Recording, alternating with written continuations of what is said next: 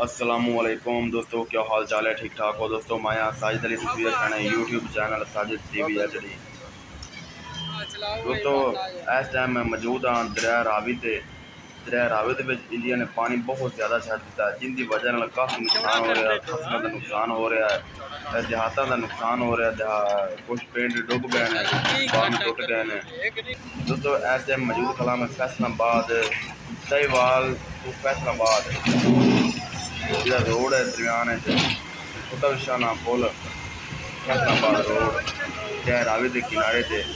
दोस्तों दरिया रावी में पानी ज़्यादा होने की वजह फैसलाबाद रोड में बड़ा नुकसान हो रहा है, बड़ा इस टाइम खतरा है। इन वजह दो मशीन चल रही हैं, एक्सीवेटर चल रहे हैं दो नाल एक नवा हिफाजती बंद बना रहे। दोस्तों इस तो पहले कैमरा मैन को दिखा रहा हो पहली साइड से एक हिफाजती बंद बनाया ने वो टूट गया है, वो कामयाब नहीं होया। हम नाल दोबारा एक बना रहे हैं, हिफाजती बंद नवा बना रहे हैं, पत्थर पुत्थर कट के। उसके अलावा और ही कंटेनर आ गए हैं पत्थर वाले। इस टाइम एक्सीवेटर मशीन चल रही है, पत्थर छट रहे हैं। पीछे नाल बन बना के नाल रोड के नाल बन बना के आ रहा है, और एक मशीन खड़ी हुई है।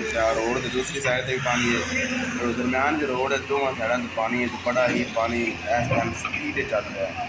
तकरीबन 35-40 फुट दूर का पानी है, गहराई है पानी है। इस टाइम मौजूदा हालत दरिया इस टाइम चल रहा है 35-40 फुट।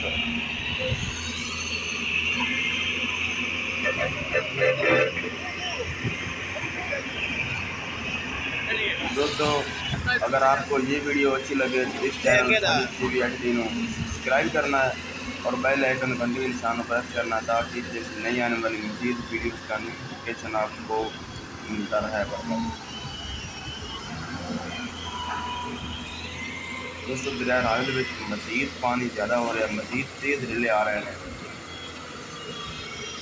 इस टाइम मौजूदा हालत दोस्तों सतलुज पानी बड़ा ज़्यादा है। सतलुज काफ़ी नुकसान कर रहा है, बड़े देहात पिंड डुब गए हैं, रोड राबता मुनक़ता हो गया है।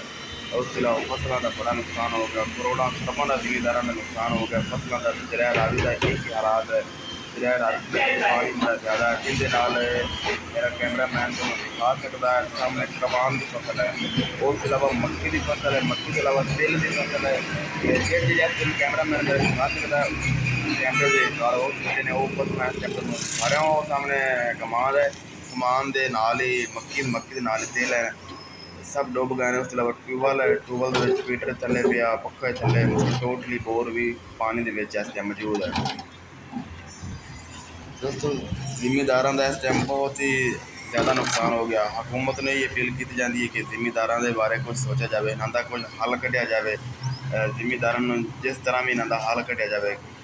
हम जिन्हों का 1 एकड़ से तकरीबन 1.5 लाख रुपया खर्चा होता है 1 एकड़ से। हम जिन्हें 10 एकड़ ज़मीन मक्की आई वो डुब गई है, उन्हें कितने पूरा करना है। ये हुकूमत को चाहिए इंडिया नाल कुछ प्लान बनाया जाए, पानी स्टॉक ना